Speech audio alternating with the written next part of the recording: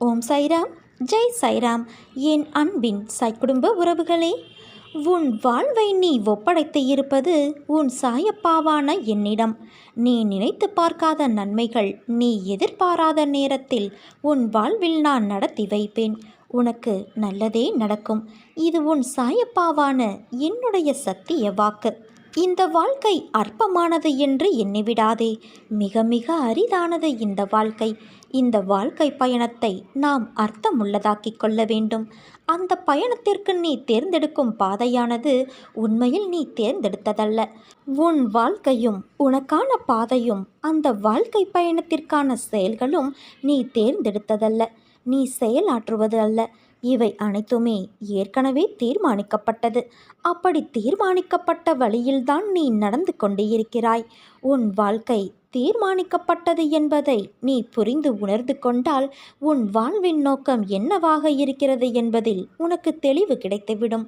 இதில் உனக்கு தெளிவு வந்துவிட்டால் உன்னுடைய வாழ்க்கை உன்னதமானது என்பதையும் புரிந்து கொள்வாய். ஆனால் பலரும் புரிந்து கொள்வது இல்லை.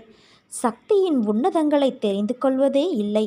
ஏற்கனவே திட்டமிட்ட உன் வாழ்க்கையில் மேடு பள்ளங்கள் ஏற்படலாம், நிறைக்குறைகள் ஏற்படலாம், கஷ்ட நஷ்டங்கள் இருக்கலாம். இன்னும் சொல்லப்போனால் இந்த உலகம் யுத்தக்களம் போல இருக்கிறது என்று நீ நினைக்கலாம். நம் வாழ்க்கையே யுத்தமாகி இருக்கிறது என்று வேதனைப்படலாம். கவலையே படாதே. உன்னையும் உன் வாழ்க்கையையும் என்னிடம் ஒப்படைத்துவிடு. உன் வாழ்க்கை பயணத்தில் ஏற்படுகிற எல்லா கவலைகளையும் நான் எடுத்துக்கொள்கிறேன். உன் பயணத்தை நான் இலகுவாக்கி தருகிறேன். என் மீது உனக்கு நம்பிக்கை முழு அளவில் இருந்தால் நீ பொறுமை காக்க வேண்டும். என்னை ஏன் கைவிட்டீர்கள் என கேட்டு உன் அருகில் நான் இருக்கும்போதே நீ தூர விலகி செல்லாதே.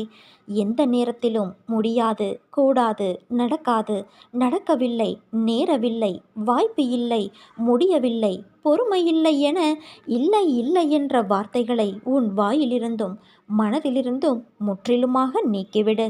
நாளை தருவார், அடுத்த ஆண்டு தருவார், இனிமேல் செய்வார் என்று என் அற்புதத்தை நீ தள்ளி போடாதே.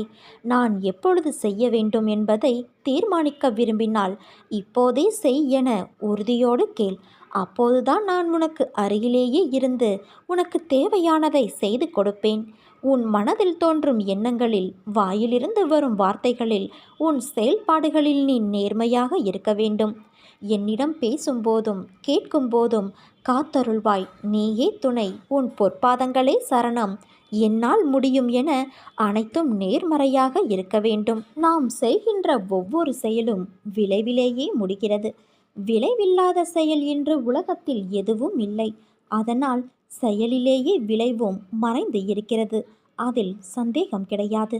அதனால் எதை எப்படி செய்கிறோம் என்பதை பொறுத்து அதற்கேற்ற பலன் சரியான காலத்தில் தானாக வரும். பலனை பற்றி கவலைப்பட அவசியமில்லை. விதைத்தது அவரை என்றால் விளைவது துவரையாக இருக்க முடியாது. அதனால் அவரை விதைத்தவன் என்ன பயிர் விளையும் என்ற கவலையில் ஆள்வது வீணான அர்த்தமற்றது. செயல் புரியும் கடமை மாத்திரம்தான் உன்னுடையது.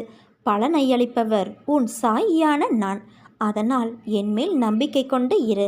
நல்லதையே நடத்துவேன்.